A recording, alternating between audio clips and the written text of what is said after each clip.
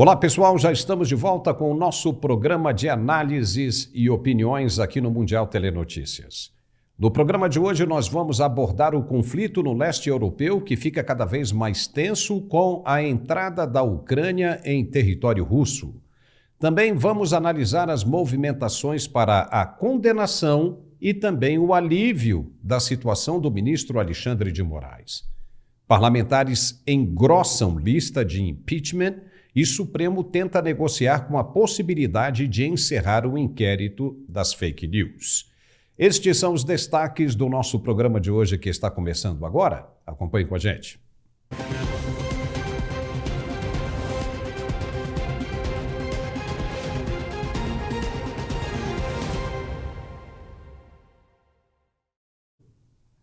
E antes de começarmos o nosso programa de hoje, preste muita atenção aí no recado da Tatá Onofre para quem enfrenta algum problema de saúde sexual.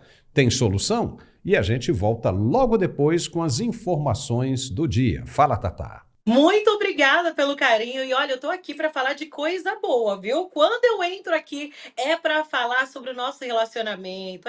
Nem só de trabalho vive o homem, né, Paulo? A gente trabalha tanto, cuida da casa, da família, mas aí o relacionamento, o cansaço, a ansiedade, o desânimo, isso vai tomando conta. E quando a gente percebe, o relacionamento virou aquela coisa de melhor amigo, cada um pro lado, a briga tomando espaço, e aí que entra o Max Viril Premium. É o famoso salva relacionamento, porque é um tratamento potente, de alta performance para o homem e de todas as idades, viu? Você que sofre com ejaculação precoce, falta de desejo ou problemas na ereção, grava bem esse nome. Max Viril Premium é tão forte, tão concentrado, que o tratamento é a cada 3 dias. E o que ele faz na prática? A primeira coisa, ele vai tratar o cansaço crônico. Ele traz uma explosão de vitalidade para você. Então você já acorda diferente porque ele traz uma dose extra de energia, mais concentração, muito mais disposição. Para você que gosta de uma academia ou exercício, acorda cedo, é diferente com o Max Viril Premium. E o outro ponto importante, lógico, é a parte sexual. Tem coisa que eu sempre falo que não dá para resolver na força de vontade. Então, ejaculação precoce, por exemplo, é um constrangimento. Quando você toma o Max Viril Premium, ele já atua num neurotransmissor, Paulo, para diminuir a ansiedade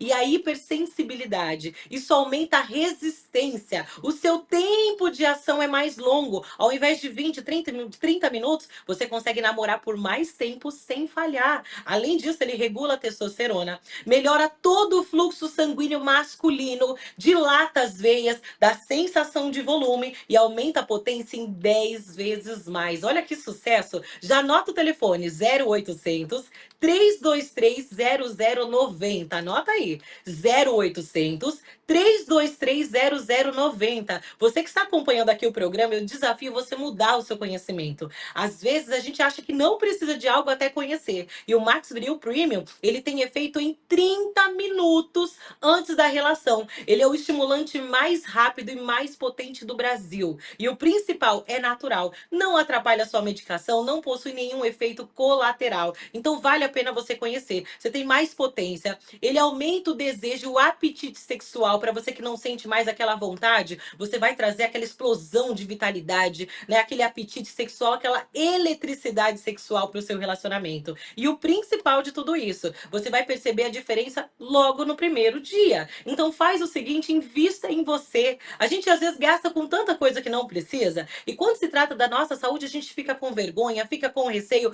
Max Viril Premium é um tratamento de alta performance para você, homem, e não possui nenhuma contraindicação, ao contrário, ele tem as principais vitaminas que vão trazer mais desempenho, mais potência para você, mais energia, também ajuda na produção de ocitocina, serotonina, todos os hormônios do bem-estar, para reduzir a ansiedade, para trazer de volta essa conexão entre o casal. Você que é esposa, liga também. Se o maridão é mais tímido, a gente já cuida de tudo, não é? Então pega o telefone e liga agora, 0800 323 0090. 0800 323 0090. Paulo, eu vou fazer o seguinte. Hoje eu vou liberar para quem é telespectador, para quem está acompanhando o programa, 70% de desconto. Ou seja, você vai investir somente 30%. Olha só, olha que desconto especial. E são 2 presentes para você que ligar agora. Se você falar que está acompanhando aqui o programa, pedir o Max Viril Premium agora, você vai levar o smartwatch top de linha, aquele que monitora os batimentos cardíacos, que tem um monte de função, E o principal, vai também AirDots, aquele fone sem fio Bluetooth. Então vai o smartwatch, fone sem fio Bluetooth, 70% de desconto, frete grátis, facilidade no pagamento. Só falta você tomar uma atitude. Max Viril Premium é o famoso salva relacionamento. Anota aí, 0800 323 0090. Não tem idade. Pode ligar agora, hein? 0800 323 0090, Paulo. Tá certo, Tatá. Muito obrigado. Até a próxima. Olha só que situação vexaminosa se meteram os ministros do Supremo. Antes de Alexandre de Moraes, todos viviam bem, sem maiores dores de cabeça. Faziam o que queriam e como queriam, em perfeita harmonia com os outros poderes. Era um mar de rosa e de pura satisfação e egos massageados. Mas, de repente, tudo mudou. Hoje vivem uma realidade que ninguém nunca na corte imaginou. No início podia ser fascinante a proposta de empoderamento do tribunal e seus ministros. Isso seduz. E todo mundo participando das mesmas ideias soberbas de apenas um ministro, sem refletir com cautela e prudência sobre as consequências futuras. Era um mundo muito sedutor. Se abriu inquéritos intermináveis e de ofício, invadiram prerrogativas, usurparam imunidades parlamentares, atropelaram instâncias, adentraram fronteiras e esculhambaram de vez com a divisão dos poderes. Obviamente que tudo isso não teria como ir muito longe. É claro que haveria reação. Era só uma questão de tempo para que as partes se organizassem e dessem o troco. Agora os juízes são obrigados a esticar a mão e pedir arrego, e implorar por migalhas, como consequência da fraqueza, da submissão, da ganância, enfeitiçados pelo desejo do poder. Morderam a maçã envenenada e só agora estão acordando do sono profundo. Uma vergonha latente, onde antes era orgulho de ser ministro da Suprema Corte. Quem feriu com ferro está sendo cortado lentamente pelo mesmo ferro que feriu. E isso dói. Está doendo muito. E ele está sentindo e se perguntando, em seus momentos de angústia e solidão, se valeu a pena se entregar tanto ao desafio de olhos vendados. Valeu? Está valendo a pena? Tudo poderia ser diferente, bastava seguir o curso normal da história. Tudo caminhava bem. E o mundo precisa aprender que tudo tem consequência nessa vida, seja boa ou ruim. Depende apenas da qualidade e da maneira que se planta a semente. A colheita vem. A forca está sendo preparada na praça pública e a hora do julgamento está próxima. E a corrida para salvar o réu já começou também. Mas o que fazer quando novas revelações aparecerem?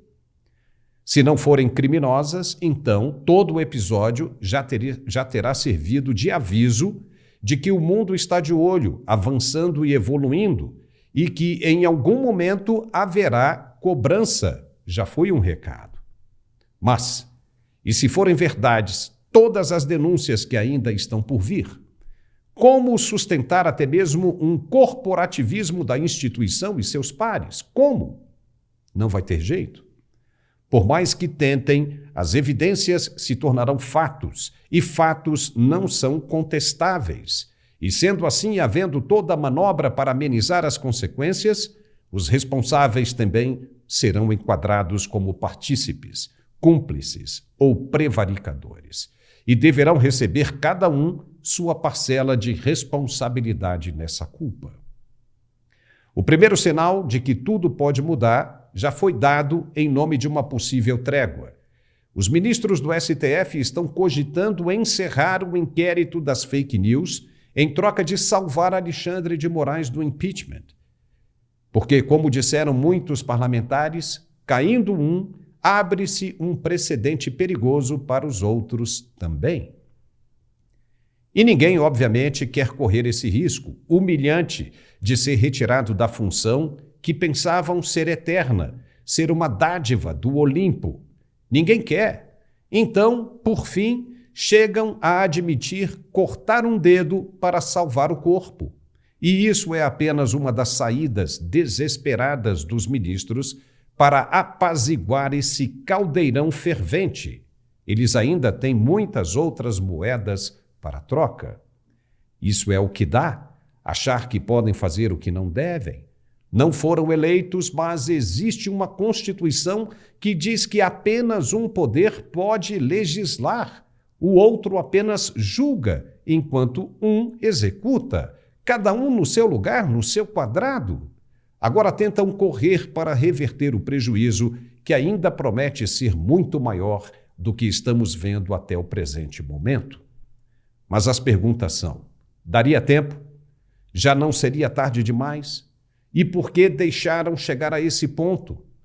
Uma vez começado, com a pressão crescente a cada instante, em função de toda a conjuntura, nos parece ser bem difícil controlar essa bola de ferro imensa e pesada que ganha velocidade ladeira abaixo. Ou não? Como vão parar isso agora? As ações envolvendo o presidente do Senado, Rodrigo Pacheco, já começaram. Ele fez questão de espalhar desinformação, dizendo que não vai dar em nada, justamente para desanimar as ações dos opositores, para que eles não sigam adiante.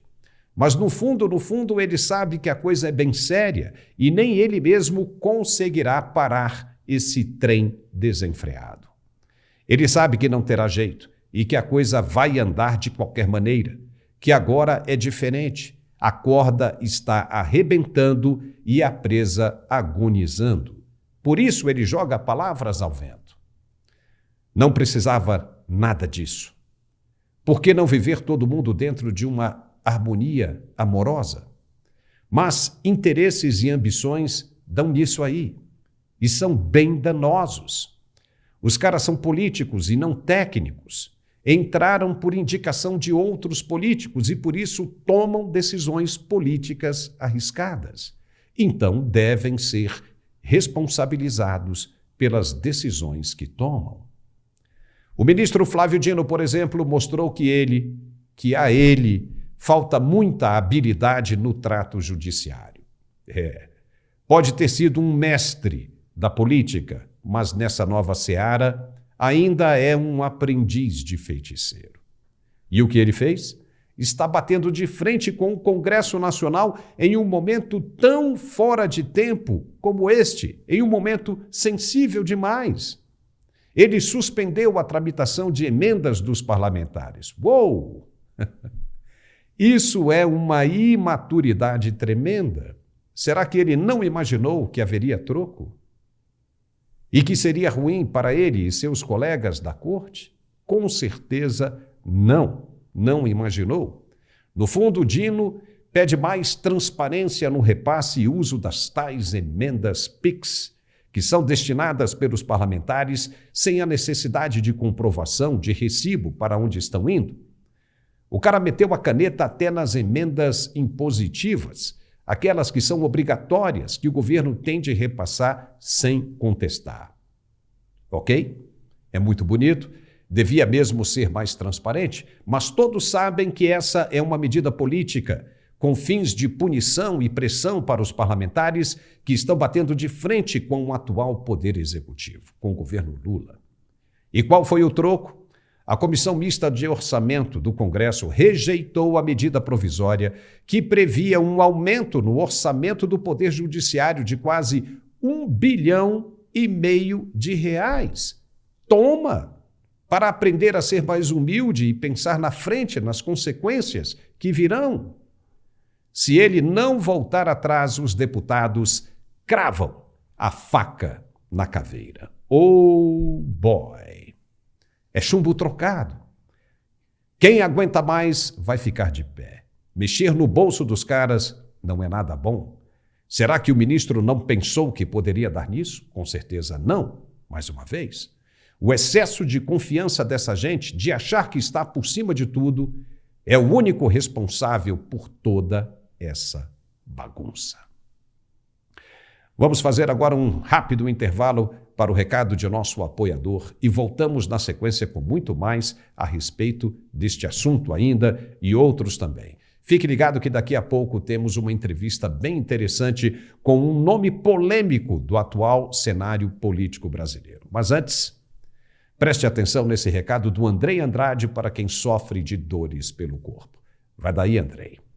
Eu sou Sônia, sou da cidade de Nobres. E aí um amigo meu me indicou também, quando soube que eu estava tomando vários remédios, o médico já tinha me receitado Tramol. E eu disse, não, eu não vou tomar Tramol.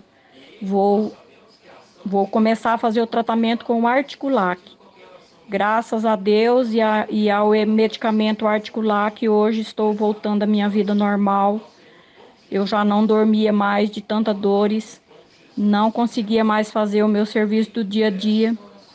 E hoje já estou voltando à minha vida normal, às minhas atividades normal, já com ânimo para poder trabalhar.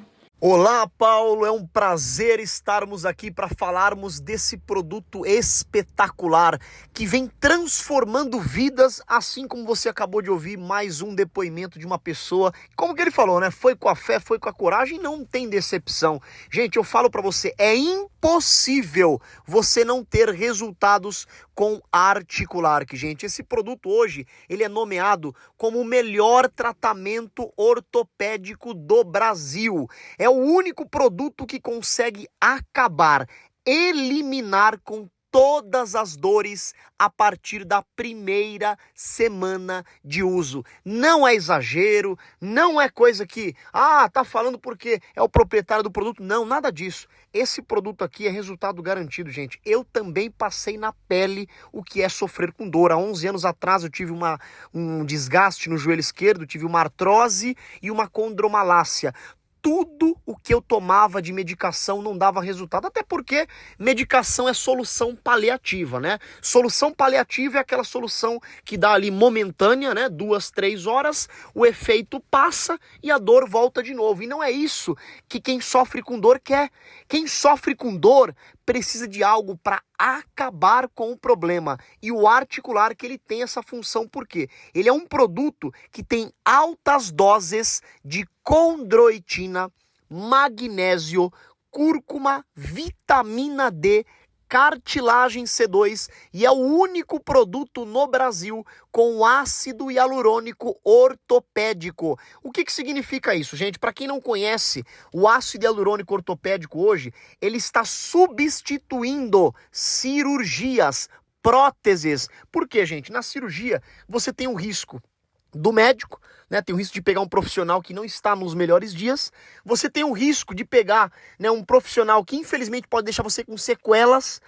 Você tem o pós-operatório e ainda você tem a chance do teu organismo não aceitar a prótese e aí você sofrer pro resto da vida. É por isso que eu falo, se você foi diagnosticado com uma doença pré-existente, uma artrose, uma fibromialgia, hérnias de disco, escoliose, não faça operação antes de tomar o Articulac. Use o Articulac, gente, porque são mais de 1.600 pessoas que estavam com cirurgia marcada, começaram a tomar o Articulac e não precisou operar. Eu falo isso com certeza porque esse produto aqui, gente, ele tem alta dose de ácido hialurônico ortopédico. Então, o ácido hialurônico, ele reconstrói a cartilagem que foi perdida. Ele repõe a massa óssea. Ele não permite que o osso bata no outro osso, evitando assim o atrito e a inflamação causada pelo mesmo. Então, gente, você que está me ouvindo agora, quando você tomar o Articulac, você vai ver que na primeira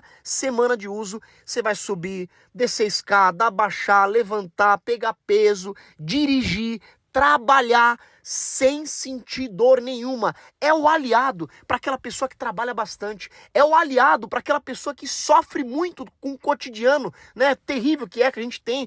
Nós brasileiros, nós trabalhamos mais do que descansamos. Então é nossa obrigação cuidarmos da nossa saúde, porque sem saúde ninguém sobrevive, né, gente? Sem saúde ninguém trabalha, sem saúde ninguém consegue nem gastar o dinheiro que ganha. Então se você está sofrendo com muitas dores, joelho, coluna, quadril, você que tem problema no ombro, bursite, torcicolo, você que tem artrite, artrose, bursite, fibromialgia, hérnia de disco e não está aguentando mais desperdiçar o seu dinheiro com medicação de farmácia, já separa um papel, já separa a caneta, porque hoje os 2.000 primeiros telespectadores que ligarem, os 2.000 primeiros ganham 70% de desconto, gente, até 70%, então não perde essa oportunidade. Se você sofre com dor, ligue agora para o 0800 591 4391, 0800 591 4391. Eu vou repetir o telefone, você vai ligar agora, aproveita, gente, porque esse produto aqui vai tirar sua dor rápido, porque eu falo uma coisa, quem tem dor tem pressa, quem tem dor não quer esperar, quem tem dor não quer ficar passando por nervoso, porque, gente, a pior coisa é você não conseguir trabalhar, ou você trabalha cansado quando chega em casa, ao invés de aproveitar a esposa, o marido, os filhos, você desconta, não consegue dormir, passa a noite em claro, e aí acorda de manhã já estressado, não descansou, gente. Isso tem que acabar. Tome uma atitude, mude a sua vida com Articulark. Faça como todo mundo está fazendo e ligue agora. 0800 591 4391. 0800 591 4391. E atenção, para quem ligar agora, ainda vai receber de presente o nosso kit com 2 pomadas massageadoras. Uma pomada para você usar de dia, uso diurno, ela tem ora pronobis, arnica, gengibre, camomila, carqueja. A segunda pomada é para você passar de noite antes de dormir. Ela tem colágeno, magnésio de malato, erva baleeira e ácido hialurônico ortopédico também, viu? Na pomada também. Ou seja, você vai estar tomando as cápsulas com ácido hialurônico e ainda vai estar passando a pomada com ácido hialurônico. É tratamento de dentro para fora, de fora para dentro, e é por isso que é um produto premium. É um tratamento para acabar com a sua dor. E junto com as pomadas, ainda recebe o relógio inteligente, o tapete para massagem para fazer a melhoria da circulação e recebe também um aparelho de massagem profissional. É isso aí, um massageador profissional para quem ligar agora. E o melhor, recebe tudo isso na porta de casa, pagamento só para o final de setembro. Só para o final de setembro. Então aproveita e ligue agora. 0800 591 4391. 0800 591 4391, Paulo! E já estamos de volta com o nosso programa de análises e opiniões. O senador Hamilton Mourão, ex-vice-presidente do Brasil, um nome bastante polêmico da atualidade política brasileira, se reuniu com o presidente do Supremo no início deste ano para pedir o afastamento do ministro Alexandre de Moraes do inquérito das fake news. Ele tem se manifestado sobre o ultrapassar de limites do ministro em sua atuação como relator do inquérito e também tem apontado postura de prevaricação de Moraes, que em algumas situações é investigador, denunciador e parte ofendida, como no exemplo da suposta agressão à família dele no aeroporto de Roma. Hoje, as assinaturas do pedido de impeachment do ministro, anunciado pela oposição no Congresso, chegaram a 109 e subindo na velocidade dos foguetes de Elon Musk. E nós convidamos o senador para bater um papo aqui conosco hoje. Senador, muito obrigado por ter aceito o nosso convite. Esse pedido de impeachment vai ser o maior da história do Brasil, com toda certeza. O presidente da Casa, Rodrigo Pacheco, está tentando esvaziar a ação dos senadores, dizendo que não vai dar em nada. O que os senadores pretendem fazer para que esse pedido passe por cima dele. Existe, por acaso, essa possibilidade? Seja bem-vindo, senador. Paulo, indo logo no primeiro ponto aí que você colocou, né? O processo que está sendo instalado aqui dentro do Senado, né, ele procura ter uma musculatura além, né, daquele número mínimo de assinaturas, que são 27 assinaturas, para que o presidente analise a admissibilidade, né, de colocar isso para votar.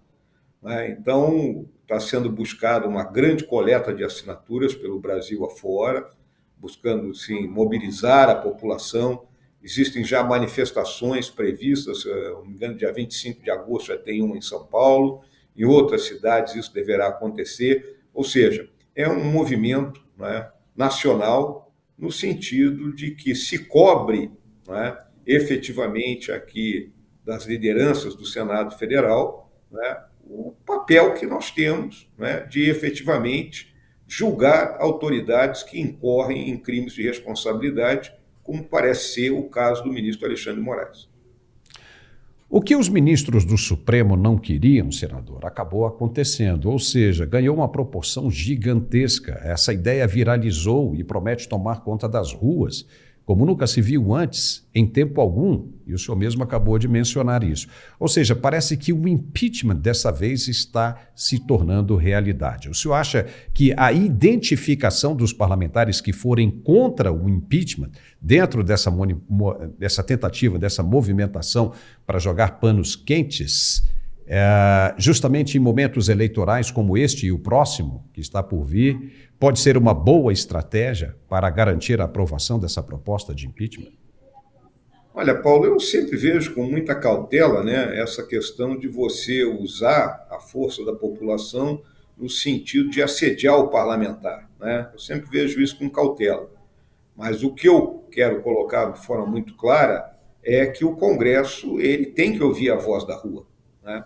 E se a voz da rua se fizer presente, né, com uma massa de pessoas, né, vai obrigar a que aqui dentro o presidente Rodrigo Pacheco, né, seja levado a colocar esse processo para frente, porque existem vários outros pedidos, né, que estão engavetados, mas esse tem musculatura, principalmente após essa divulgação das relações, vamos dizer assim, fora do devido processo legal, né, o que o ministro teve utilizando, né, elementos do Tribunal Superior Eleitoral para perseguir, né, pessoas ligadas ao grupo do presidente Bolsonaro.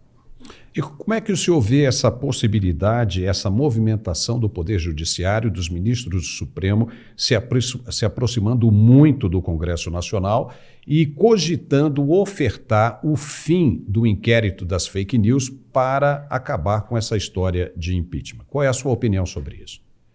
Na realidade, né, Paulo, é uma vergonha esse inquérito, né? Vamos combinar, esse inquérito tem mais de 5 anos, né? Ele já está na creche, né? Se continuar, daqui a pouco ele incorpora as Forças Armadas, né? Do jeito que anda, né? É um inquérito aberto de ofício pelo então presidente da Suprema Corte, usando como argumento o regimento interno daquela corte, né? Comparando, né, os fatos ocorridos naquele momento como se tivesse havido o roubo de um computador lá dentro, né? E a partir daí, né, esse inquérito virou um grande guarda-chuva, né? E tudo aquilo que foi julgado, né, da cabeça do condutor do inquérito, que ao mesmo tempo, né, será julgador, é ofendido, ou seja, ele é o policial, ele é tudo, né? Tudo que sair da cabeça dele é considerado para ser jogado aí dentro, né? Vira um inquérito bombril de 1001 utilidades. Então eu acho até, vamos dizer assim, né, até jocoso, né? Vou usar esse termo, pode ser um termo forte, né? Agora os ministros virem dizendo, vamos encerrar o inquérito. Esse inquérito tinha que ter sido encerrado há muito tempo, né? Porque, vamos lembrar, ele se estabeleceu em cima de uma reportagem de uma revista que acusava o então presidente da Suprema Corte de receber um recurso aí não republicano, digamos assim. Bom, já não seria nada ruim, né? Seria já um avanço, mas isso, ao que parece, não pararia toda essa questão, né? Toda essa divergência entre os poderes. O senhor acredita que existe alguma possibilidade de voltar à normalidade entre os poderes sem o impeachment do ministro Alexandre de Moraes? Olha, a possibilidade sempre existe, né, Paulo? Basta que, né, a Suprema Corte deixe de interferir em assuntos, né, que são pertinentes ao Legislativo. Agora, especificamente, nós temos essas decisões do ministro Flávio Dino relativas às emendas parlamentares, né, que você olha nitidamente que é uma triangulação entre o Executivo e o Judiciário, né, buscando cercear algo que já foi aprovado aqui dentro do parlamento, que as emendas individuais de bancada serem pagas independente de votar ou não votar, né, com o governo, né, e outros assuntos correlatos que a Suprema Corte tem interferido. Se a Suprema Corte retira-se, né, desse papel político que ela se autoatribuiu, eu tenho certeza que as tensões irão diminuir, independente de ocorrer um processo de impeachment ou não. Agora, senador, o senhor participou da audiência de hoje aí no Senado sobre as ações das plataformas digitais diminuírem a audiência dos produtores de conteúdo. E isso tem acontecido conosco aqui também, radicalmente, né? A gente tenta aqui agora até explicar aos nossos telespectadores que isso tem acontecido e a razão está sendo debatida pelo Congresso Nacional numa audiência que aconteceu hoje no Senado. Isso é censura, o que é proibido no país. Que conclusão se chegou nessa audiência e o que poderá ser feito para reverter essa infração constitucional, senador? Na realidade, né, observa-se nitidamente que o artigo 220 da Constituição, que dá todo o respaldo para a atividade informacional, né, e para a emissão, vamos dizer assim, de opiniões, né? Opinião é algo que a pessoa tem que ter sua liberdade de emitir, independente de você gostar ou não. A crítica, né, ela também existe. É óbvio que algumas vezes a crítica não descamba até para um lado ofensivo, mas políticos têm que aprender a conviver com isso, né, independente de gostarem ou não. E o que você nota é que os profissionais que têm trabalhado nessas plataformas têm sido cerceados no seu direito de informar. Isso foi a grande conclusão colocada. Existe um algoritmo que, dependendo do que a pessoa falar, aquele programa dele cai, né? É tirado da plataforma. Ou seja, e muitos, inclusive, têm o seu ganha-pão, vamos falar assim, trabalhando, né, nesse tipo de atividade. E o que acontece? Essa é a atividade moderna de informação. A partir do momento, né, em que essas ferramentas surgiram e que vão, né, se aperfeiçoando cada vez mais, né, o papel da grande imprensa foi sendo substituído. E isso deu voz para um sem número de pessoas mundo afora. E nós temos que entender e conviver com isso. Tá certo. E o Supremo está criando uma situação aí de responsabilidade das emissoras pelo conteúdo exposto, pelo que é falado pelo entrevistado ao vivo, que é responsabilizar as emissoras. Só que isso é atribuição do Congresso, porque se trata de uma legislação. Como é que o senhor vê também esse episódio? Não, se criou uma neurose, vamos colocar assim, né, de que aqui no Brasil existe um processo, né, avançado de busca de supressão do sistema democrático. E, na realidade, o que é que nós estamos vendo?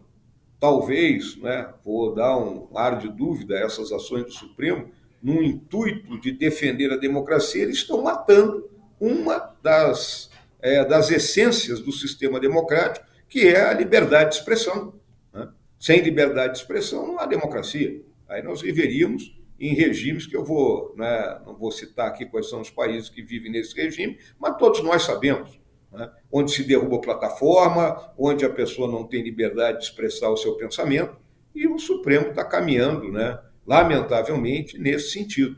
E sempre com um único viés, porque se eu sair para a rua, não é, portando uma bandeira da foice e do machado, símbolo do comunismo, que mais matou na história da humanidade, o regime mais trágico que já houve na história da humanidade, o Supremo não vai lhe cercear. Ou seja, há nitidamente um componente político, não é, nisso que está sendo feito.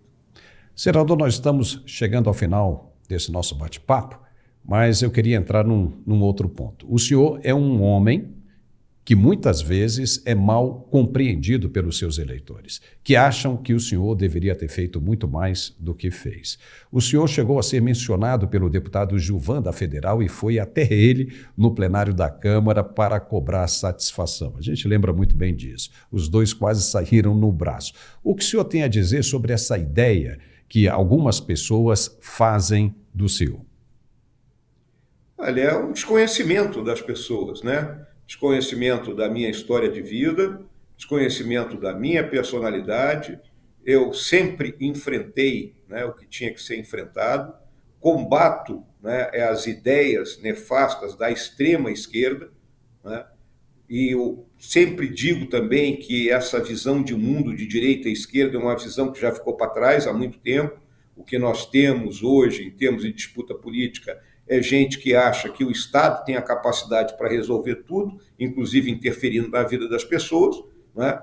Que é o grupo que eu não me coloco, é o grupo que eu faço oposição, e o grupo que entende que a liberdade, né, que a democracia, que o capitalismo, né, são o Estado de direito efetivo, com a lei sendo válida para todos, é o farol, né, para um país que queira, ou uma nação que queira avançar. E as pessoas desconhecem essa minha luta, muita gente não entende e acham que pura e simplesmente você vociferar, muitas vezes dentro de um plenário, vai levar a que os objetivos sejam atingidos. E não é essa a realidade. Você precisa criar a maioria, né?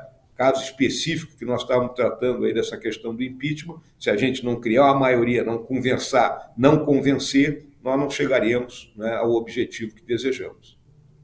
Tá certo. Senador Hamilton Mourão, nós agradecemos muito o senhor ter aceito o nosso convite e esperamos contar com o senhor mais vezes aqui no nosso programa. Muito obrigado, senador.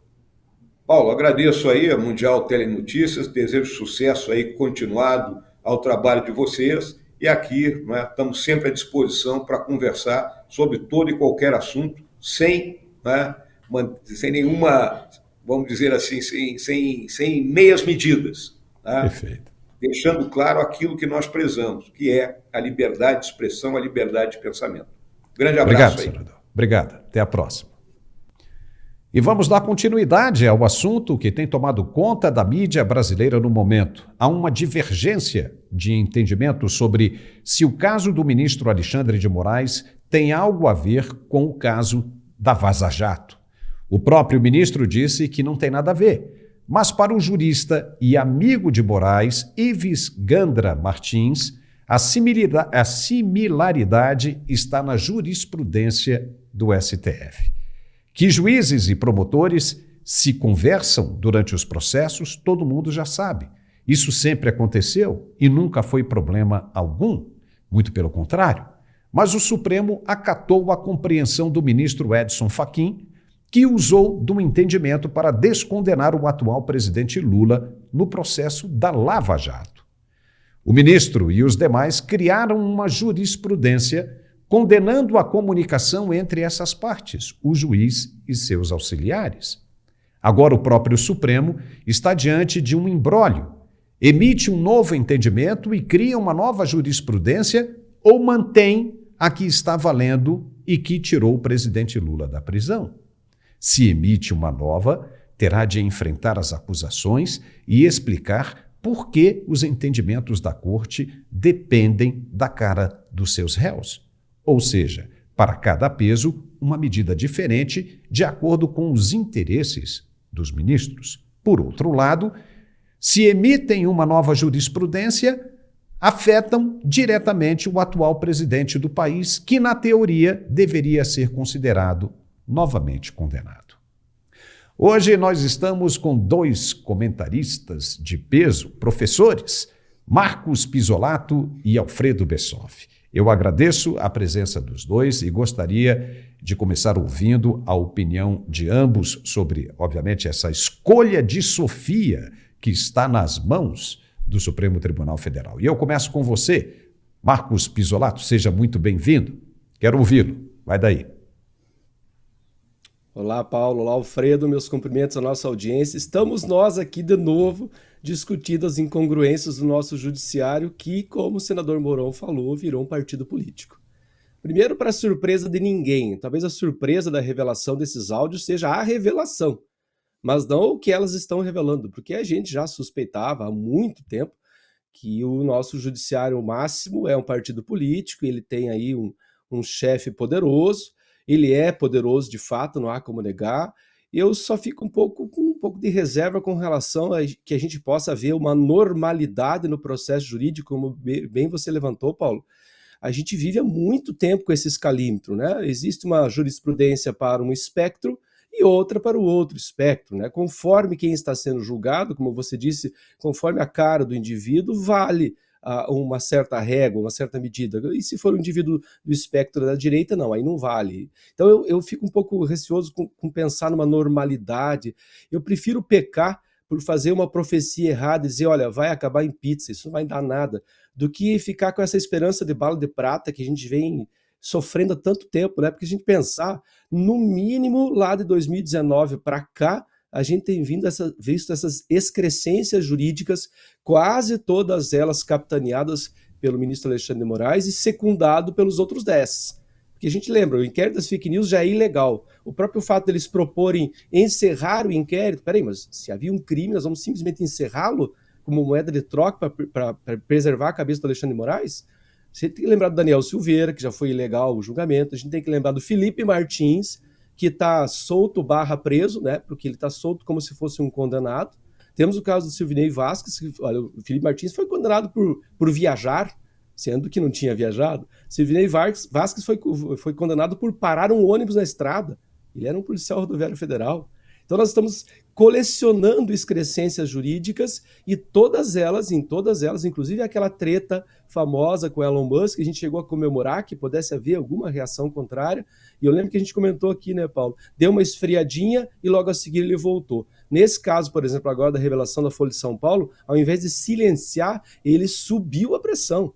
Ele cometeu atos aí que só na cabeça de um tirano para funcionar. Ele mandou busca e apreensão na casa da família do Oswaldo Eustáquio, ele deu ordem de prisão para o Oswaldo Eustáquio e para o Alan dos Santos. O Oswaldo Eustáquio está na Espanha, o Alan dos Santos está nos Estados Unidos. Então ele subiu a pressão.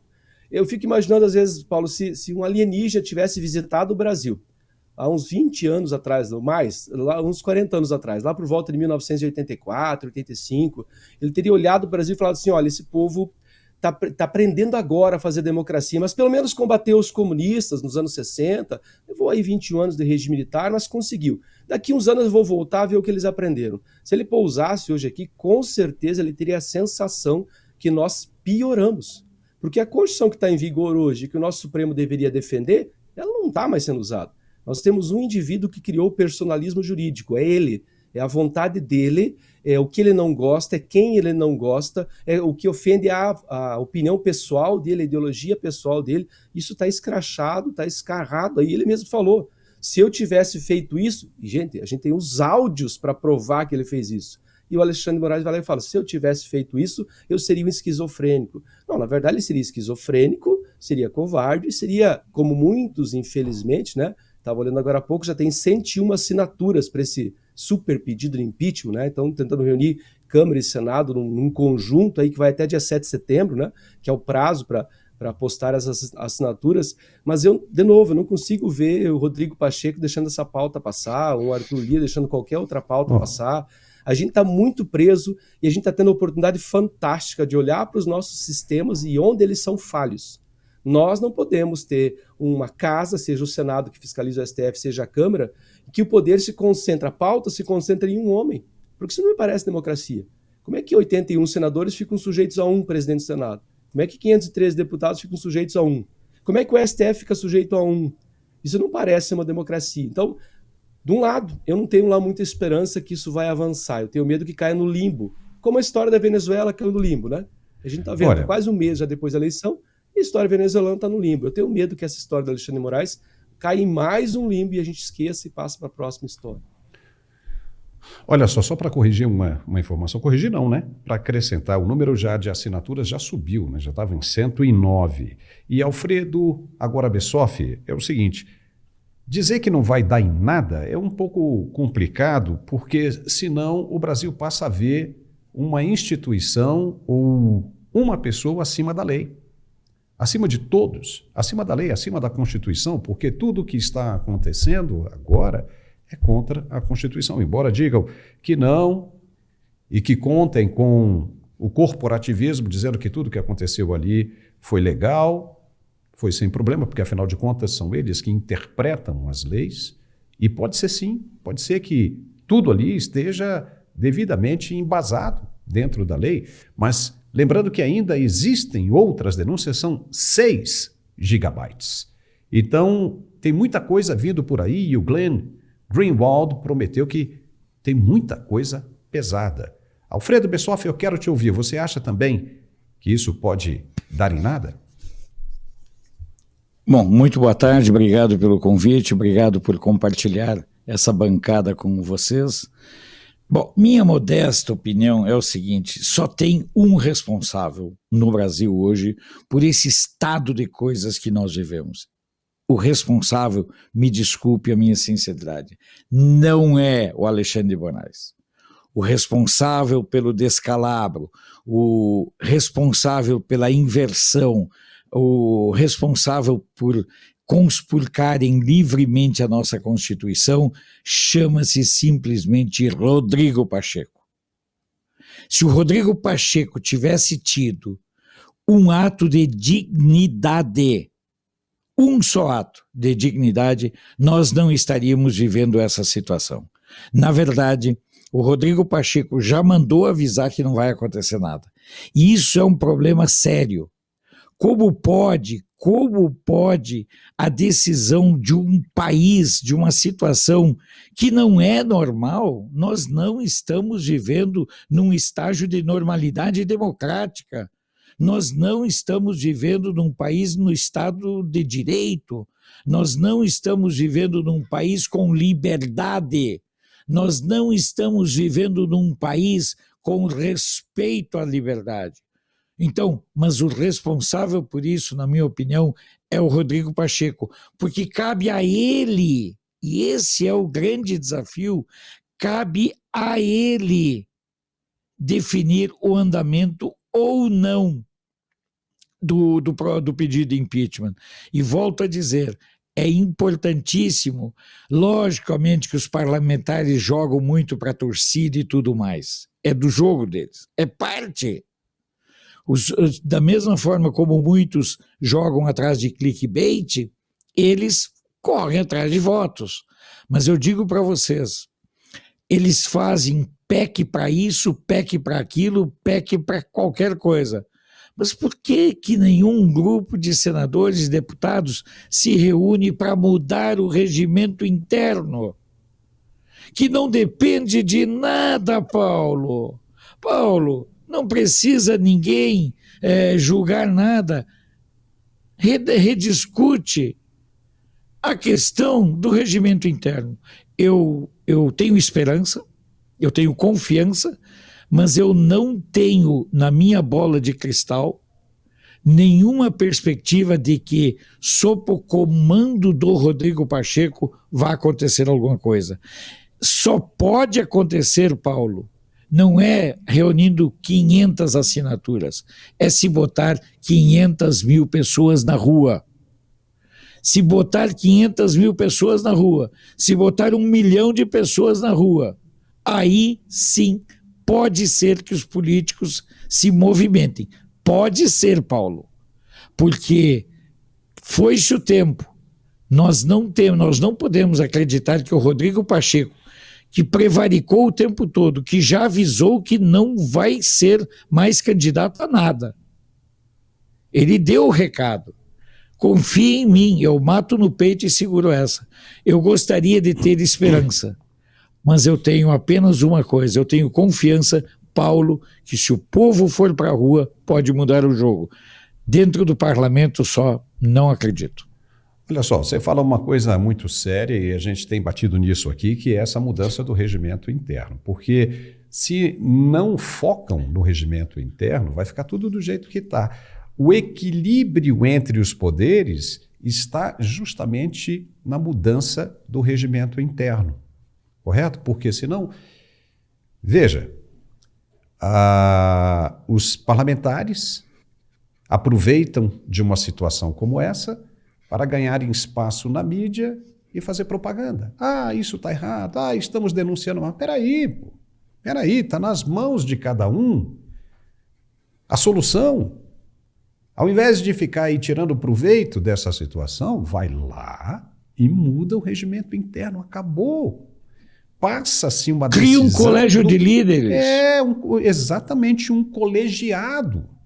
E aí as decisões passam a ser transparentes e aí, com toda certeza, não há o avanço de um poder sobre o outro, porque isso acontece porque tudo se concentra ali, naquela mangueirinha do carburador. Se você tem uma pedra ali, que é o presidente do Senado e o presidente da Câmara, não vai passar nada. Não vai passar absolutamente nada. Falou bem, Paulo. Concorda? A gente precisa fazer essas mudanças no micro primeiro. Essas pequenas mudanças de regimento, de funcionamento interno, para depois começar a pensar nas do macro. Porque nós temos, claro, óbvio, nós temos um problema no nosso sistema tripartite. O próprio senador mencionou, né? Que há essa triangulação, embora sejam dois só, mas é uma triangulação entre o executivo e o judiciário.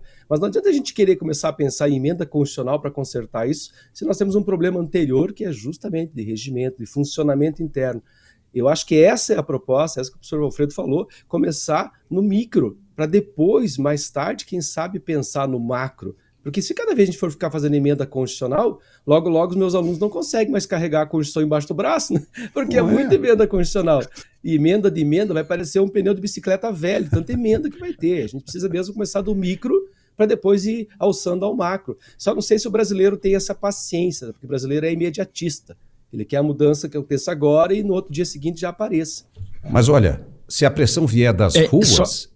Em momento como esse, Alfredo, só para concluir, a coisa pode andar. Porque, veja bem, só para fazer um comparativo aqui, se você encontra um pitbull feroz dentro de uma creche ou num jardim de infância, de quem é a culpa? Do pitbull ou do dono que soltou ele? O pitbull é um pitbull, todo mundo sabe o que ele é.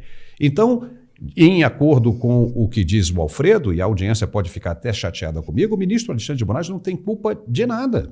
Porque ele é o que ele é. Ele pensa o que pensa. Né? Alfredo caiu aí e voltou. O ministro Alexandre de Moraes é o que é.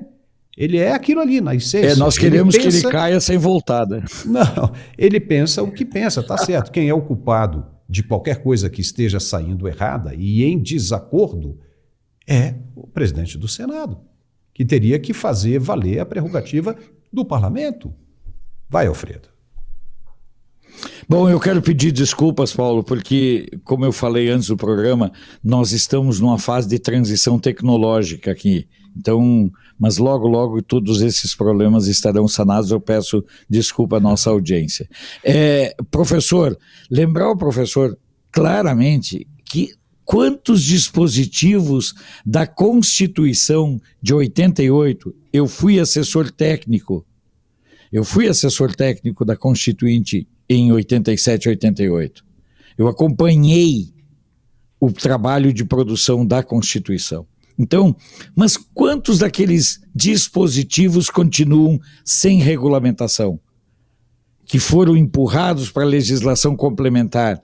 Quando eles não conseguiam fazer um acordão, o que eles faziam?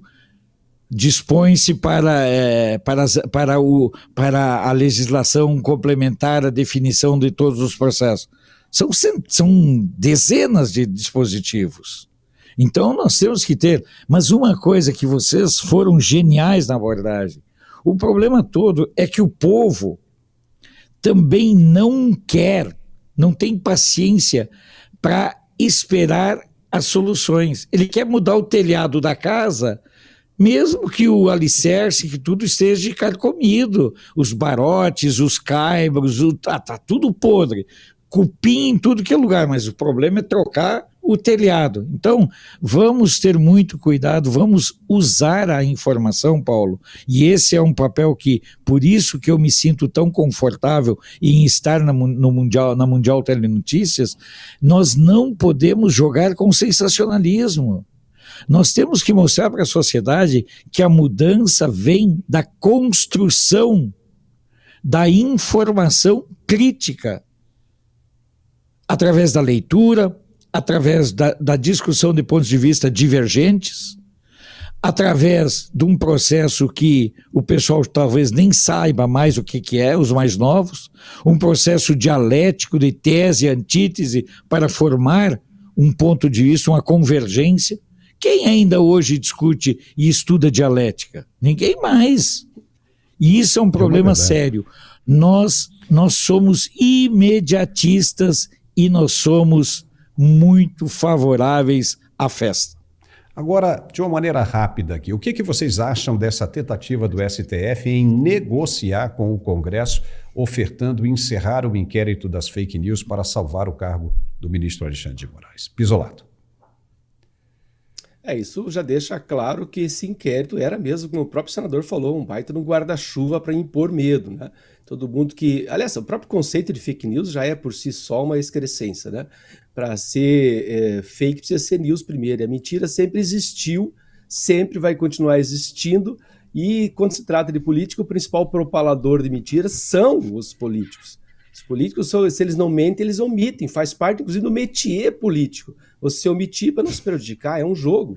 Tá? Só que, claro, a gente espera que num futuro distante, como o professor Alfredo falou, se a gente tivesse líderes bem preparados, que soubessem pensar, tivessem, no mínimo, uma linguagem que fosse acessível, até pode ser aquele político que tergiversa, que ele não faz afirmações muito severas, muito duras, nem o contrário dele, como o Daniel Silveira, por exemplo, que usa um linguajar um pouco mais agressivo, embora estivesse no direito dele de ser parlamentar, não precisava daquele tipo de discurso, daquele tipo de dialógica, poderia usar outra forma de se comunicar.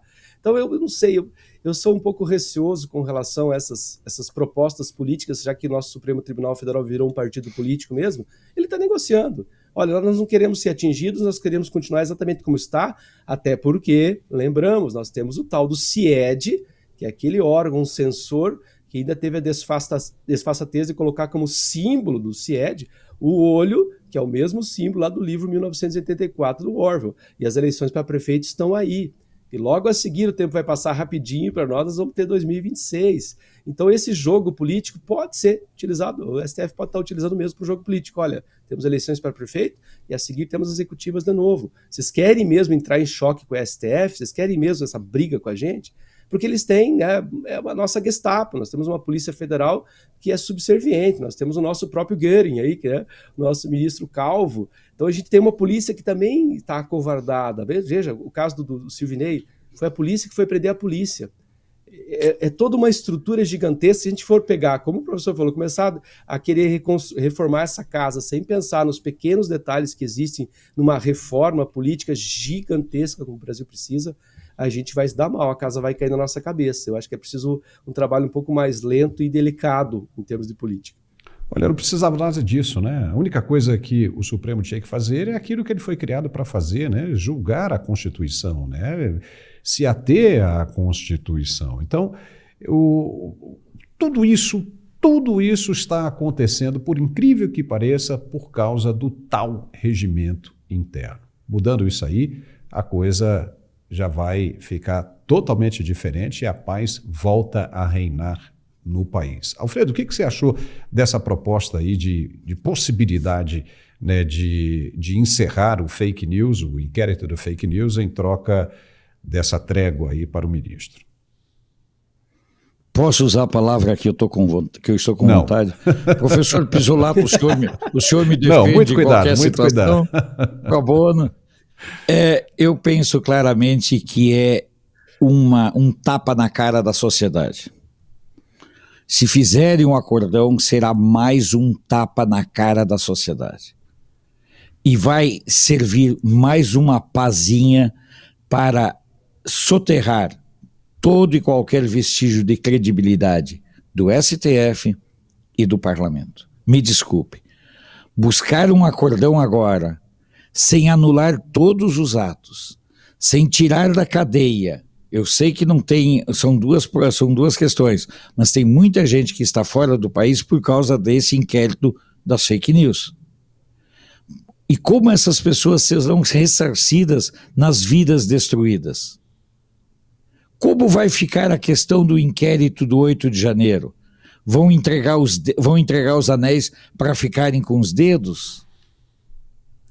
Olha, eu chego, meu caríssimo Paulo, eu chego a ficar enojado com a simples possibilidade de um acordão nesse sentido. E vou passar uma informação aqui, sujeita à confirmação, Paulo e professor Pisolato.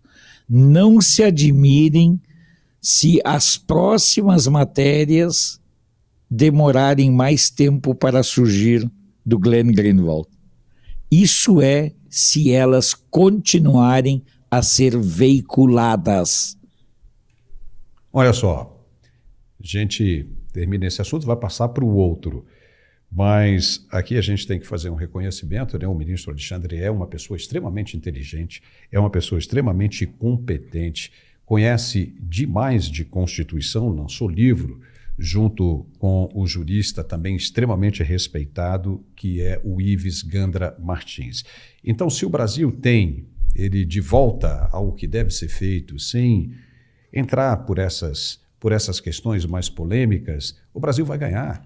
O Supremo vai ganhar, vai todo mundo ganhar. Então, de volta, temos que trabalhar nisso aí. Eu digo temos, ou seja, os políticos, os brasileiros, têm que trabalhar na reforma desse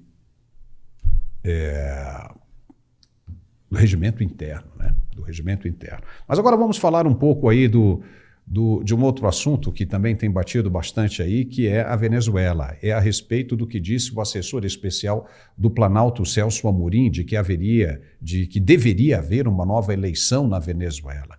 O que vocês têm a dizer sobre isso aí? Pisolato, o que você achou dessa declaração do Celso Amorim?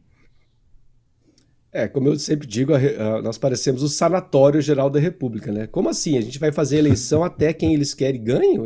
Essa é a brincadeira? E se não der, eu pego a bola e vou para casa e ninguém joga? Isso é absurdo, né? Centro-Carte dizendo que a eleição foi fraudada, União Europeia, Estados Unidos, 30 países assinando, todo mundo dizendo que foi fraudado. O Celso Amorim, eu não sei, de novo aquele problema. O Celso Amorim já teve um passado diplomático, né? Em que o Brasil era neutro em toda e qualquer situação, era sempre um apaziguador. Celso Amorim fez parte desse processo diplomático. E, de repente, bateu um Fidel Castro nele, apaixonado por Maduro. Tem vídeos dele na internet abraçando e beijando Maduro, que chegam a ser vergonhosos para o Brasil. Ele adotou essa postura que vai insistir que esse Maduro, que ele ama tanto, tem que ser presidente de todo e qualquer jeito. E é preciso lembrar que as eleições foram dia 28 de julho, nós estamos quase completando um mês. Eu lembro que eu falei aqui, eu tenho medo que essa coisa vai sendo protelada, vai dando tempo para ele. Todo mundo já sabe que a eleição foi fraudada, a gente sabe que milhares de pessoas estão sendo presas porque ele mesmo falou. A gente está falando de tortura, de assassinato, de censura, de corte de redes sociais. É uma ditadura, é um ditador que prometeu banho de sangue e está cumprindo. Temos lá o Helicoide, né, que é um ex-shopping que virou um centro de torturas, e um embaixador, Celso Amorim, vem me dizer em novas eleições.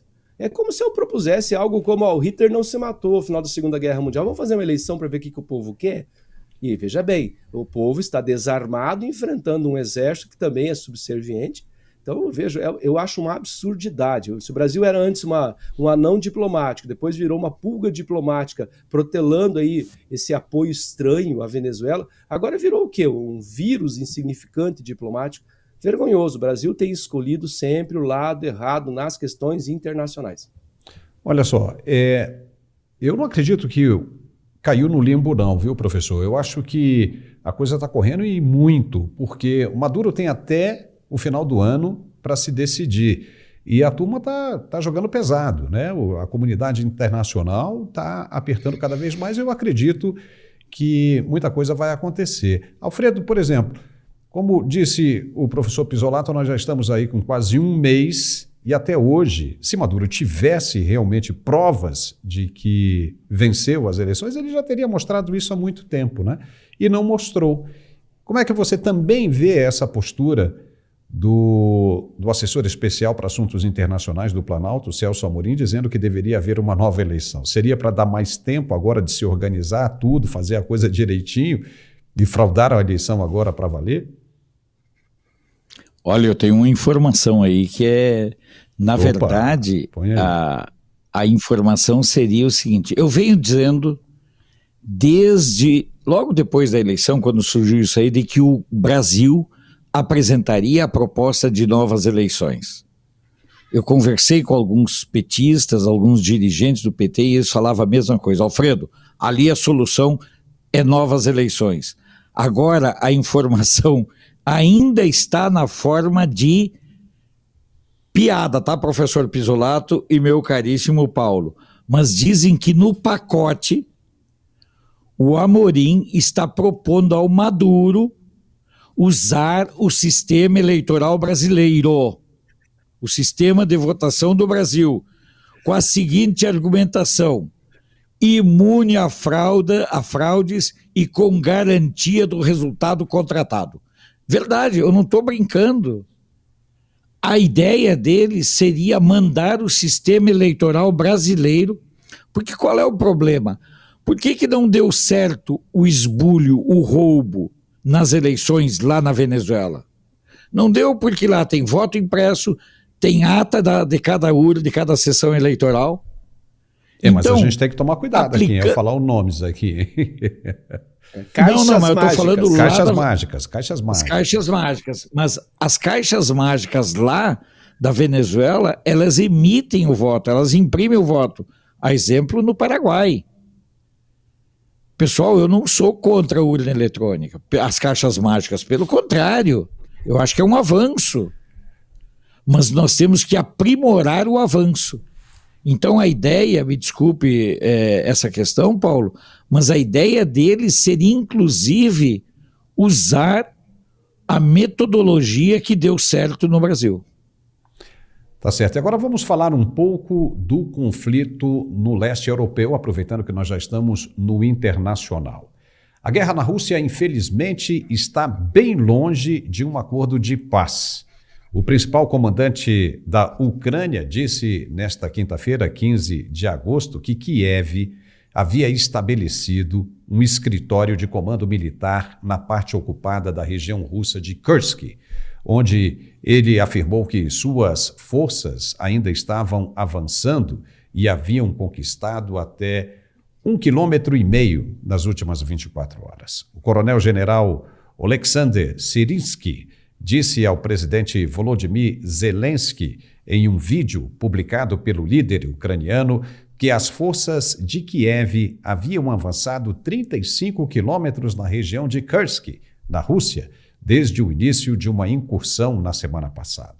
A essa incursão de Kiev no território russo pegou Moscou de surpresa, tomando a iniciativa das forças russas, que vem fazendo pequenos, mas constantes ganhos ao longo do ano no leste do país. Zelensky disse que as forças ucranianas haviam tomado o controle de 82 assentamentos durante a incursão em uma área de 1.150 quilômetros quadrados. Ele afirmou ainda que estava nomeando o major-general Edward Moskalyov para liderar um escritório de comando militar na parte ocidental da Rússia, controlada por Kiev.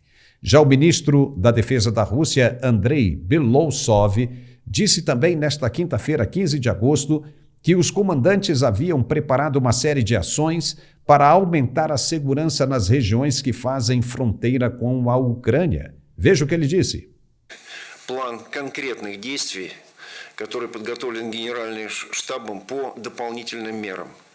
Речь идет прежде всего о повышении эффективности системы управления войсками во взаимодействии с другими силовыми ведомствами и администрацией Белгородской области, об определении ответственных должностных лиц, о выделении дополнительных сил и средств, которые будут направлены для выполнения основных задач. Zgrabnic não morastai. Eita, que a situação está ficando cada vez mais complicada, hein? Alfredo, qual é a sua opinião sobre isso? Depois a gente passa para o Pisolato.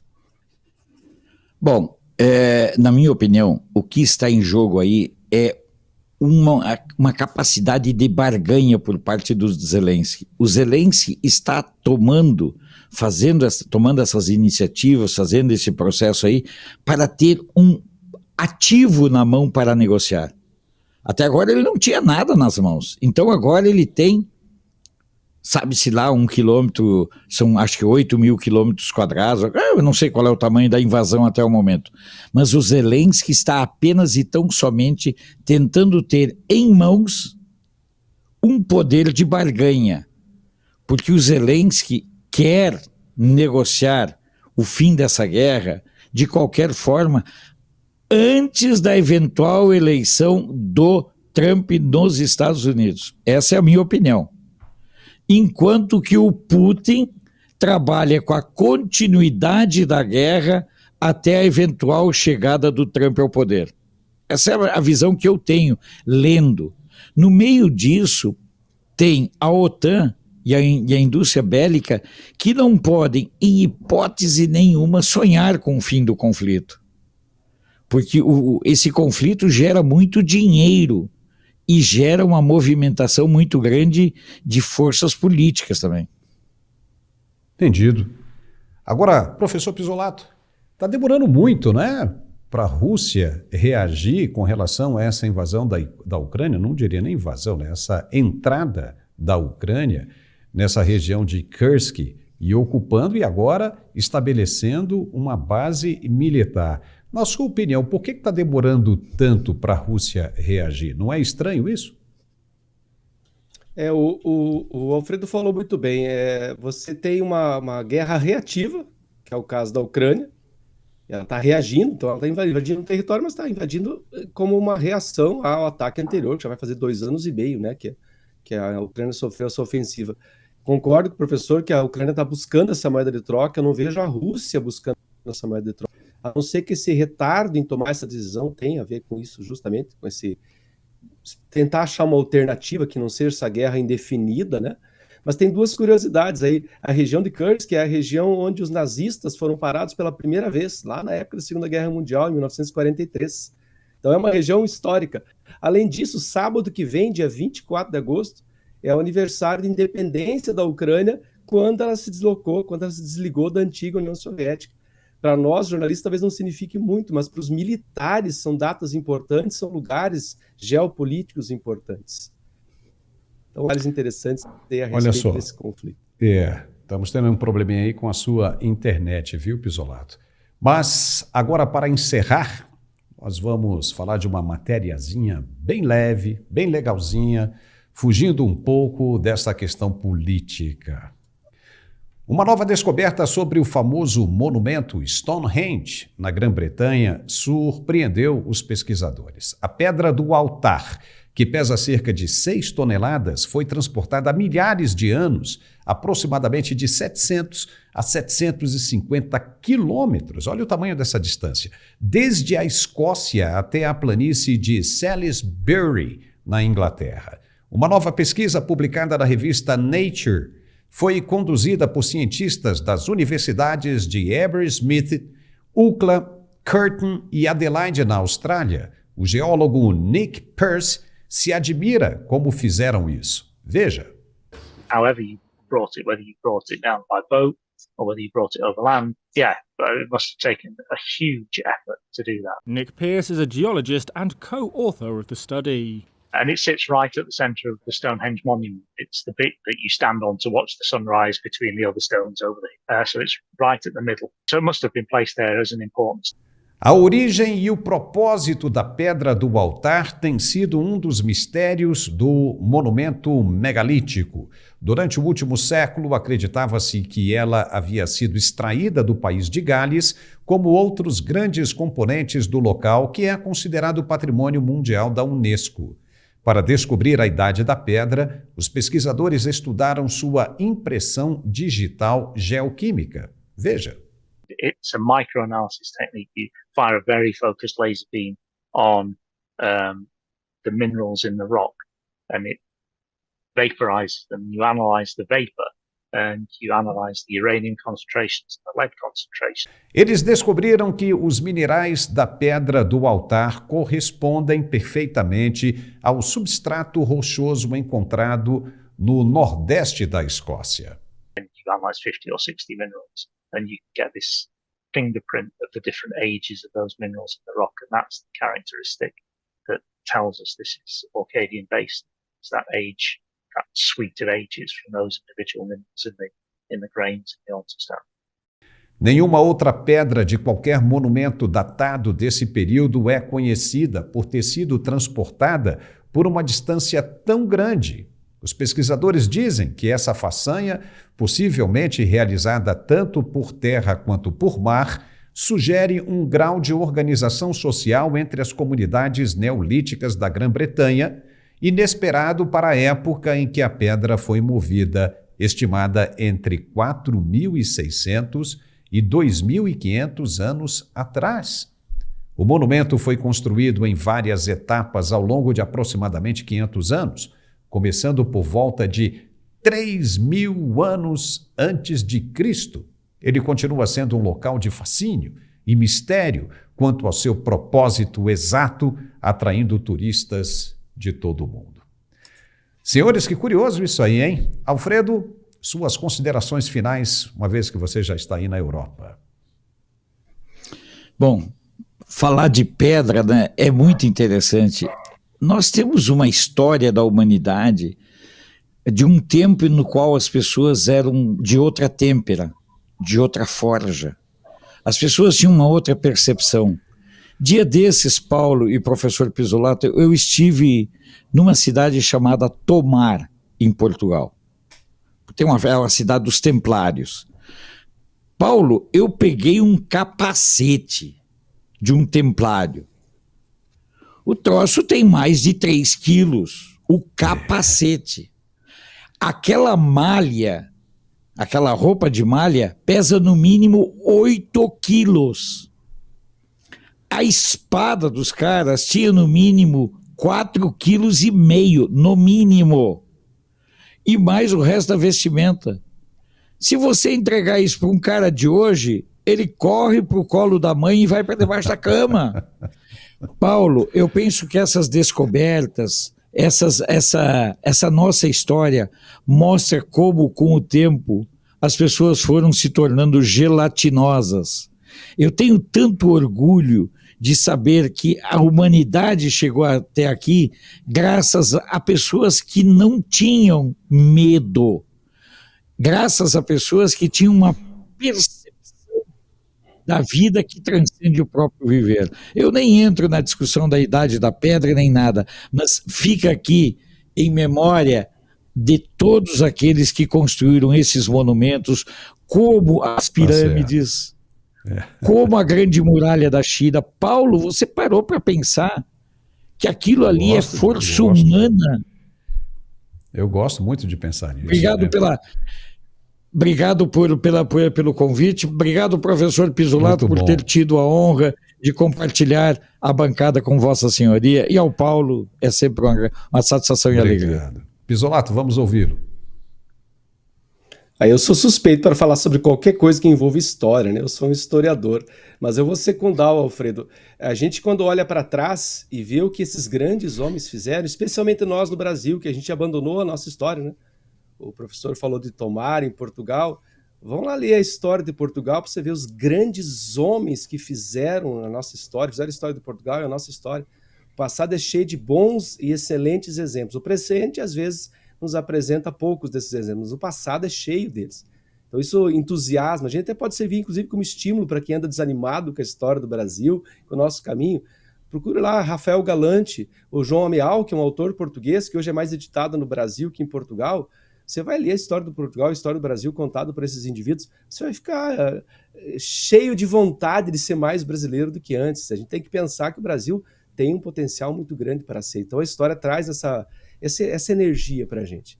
Fora isso, Paulo, agradeço o convite mais uma vez. Prazer ter dividido aqui com o Alfredo a nossa bancada. Brasil é sempre divertido e, ao mesmo tempo que é angustiante, é divertido discutir Brasil, porque é assim, é debatendo, é conversando, num espaço de liberdade, embora a gente sabe que esses vídeos costumam, às vezes, desaparecer por um ou por outro assunto, mas ainda assim a gente permanece combatendo por um Brasil melhor, quem sabe para nós, para os nossos filhos.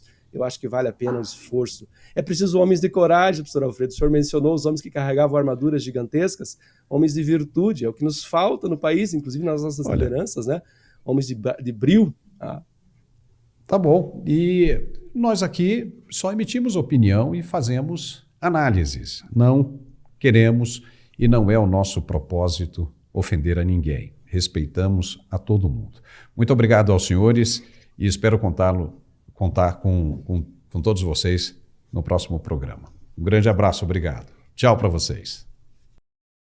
E ficamos por aqui com esse programa de hoje. Se você gostou, continue dando um like e insistindo conosco, porque precisamos reverter esse shadow ban da plataforma. Se inscreva e compartilhe o máximo que puder. Muito obrigado pela companhia e amanhã tem muito mais, se Deus quiser. Até lá!